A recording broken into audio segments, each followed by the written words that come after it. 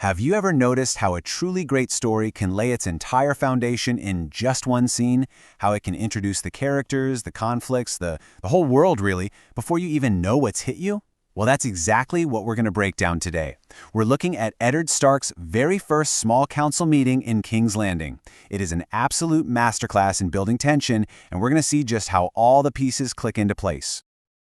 And it kicks off with this, just one simple internal thought. Ned Stark has barely even walked into the room, and this is where his head is at. He's not thinking about running the kingdom, he's thinking about who's going to betray him. This single sentence just perfectly sets the mood. It screams paranoia. It tells you right away this isn't a room full of colleagues, it's a pit of vipers. So let's really picture the scene here. Ned Stark shows up, sore, tired, hungry, and just irritable. He is completely out of his element, you know? He's even wearing borrowed clothes for a meeting he never wanted in the first place. This isn't some powerful lord taking his rightful seat. No, this is an honorable man being dropped right into a world of games and deception. And let's meet the players. First up, we have Varys, the master of whisperers. And that description of his smell? Wow. Flowers on a grave. It's so perfect, isn't it? It's not just about how he smells, it's a metaphor for this whole city, something that looks pretty on the surface, but is covering up death and rot underneath. It screams hidden danger.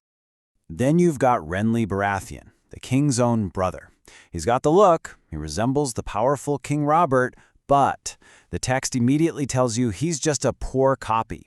He's more worried about his fancy velvet clothes than he is about the kingdom. He's all style, no substance, representing the kind of decay and indulgence that's taken over this court.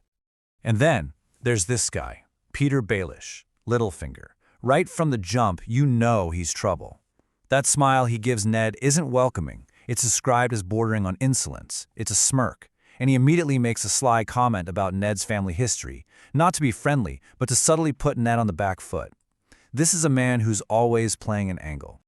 And finally, we have Grand Maester Pycelle. He looks the part, you know, the kindly, wise old man. But then you notice his chains, that ponderous metal necklace. Those chains aren't just a symbol of his office, they represent the sheer weight of his position, how deeply he is embedded, chained, really, to the power structure of this city. He's seen kings come and go, and he's still here. This moment right here just perfectly sums up the culture clash. Littlefinger makes this snide remark about men from the north being made of ice that melts down south. It's a little verbal jab. And Ned's response? It's completely direct, totally blunt. I do not plan on melting soon.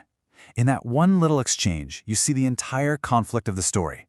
The honest, honor-bound north versus the sly, backstabbing south.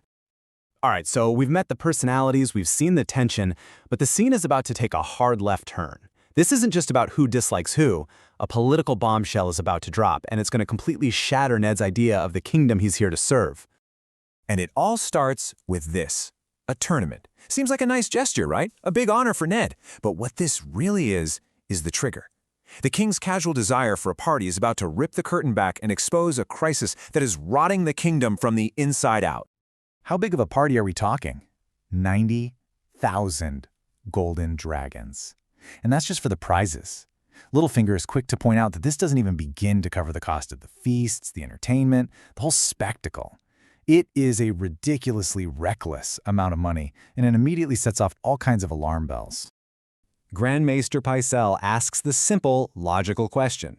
Can we afford this? But this is the exact question Littlefinger was waiting for someone to ask.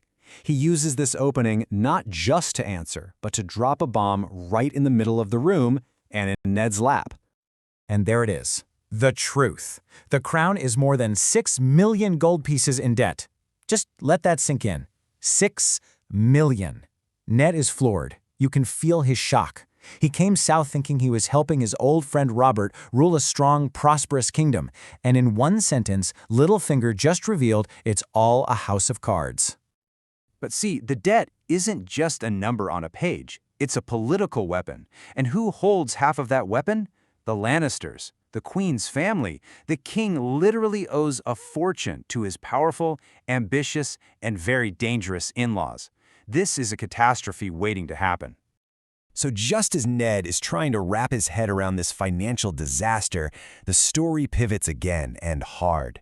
Littlefinger pulls Ned aside, and the conflict immediately shrinks from the fate of a kingdom down to the threat of a single blade. The whispers are over. Things are about to get very, very real. And look how the suspense builds. Littlefinger doesn't take him through some grand hall. No, he leads him into the castle's secret passages. It starts with going down a stair, immediately taking us below the polished surface of the court and into the darkness.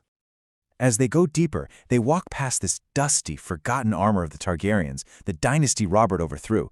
It's like they're walking through the ghosts of the past, a powerful reminder that the old dangers, the old secrets, they never really go away. They're just hiding in the shadows. And the journey ends with this crazy, perilous climb down a secret cliff face. This isn't just a physical journey, it's a metaphor for what's happening to Ned. He is literally descending from the structured world of the Red Keep into the hidden, lawless underworld of the city. And at the bottom of this treacherous path, outside a brothel of all places, Littlefinger delivers the knockout punch. Your wife is inside. Can you even imagine? It's the last person on Earth Ned would expect to find in the last place he could ever imagine seeing her. In that moment, his entire world has just been flipped upside down. So he goes inside and his wife, Catelyn, shows him this. A dagger. But look at it. Valyrian steel. A dragon bone hilt. This isn't just any knife. This is an incredibly valuable, masterfully crafted weapon. This was sent by someone with immense power and wealth. And then, Catelyn says the words that change everything. That this beautiful, expensive dagger was used in an attempt to murder their son Bran. And just like that, the political game is over. This isn't about debt or tournaments anymore. This is a blood feud. The threat isn't to the crown, it's to his own children. So, where are we now? Well, that dagger changes the stakes completely. Ned's original mission, to find out who killed his predecessor, has now collided with an assassination attempt on his own son. There is absolutely no turning back. The game has begun, for real this time, and the opening move was trying to murder a child. And Littlefinger is quick to remind them of the word for what they're considering: treason. If they point the finger at the royal family and they're wrong, or even if they're right and can't prove it, it's a death sentence. This isn't about finding justice anymore, it's about surviving the truth. And look what Ned does. He doesn't panic, he doesn't lash out, he immediately converts all that shock and fear into a plan. Fortify the borders, man the ports, watch your enemies. These are not the orders of an investigator. These are the orders of a general preparing his lands for war. He knows exactly where this is heading. And so the scene leaves us with this one impossible question. Ned knows that justice comes from the king. But what happens when the king is a man you can no longer trust? When the conspiracy seems to lead right back to his own family? What do you do then? It's the ultimate dilemma, and it's the question that will drive this entire story forward.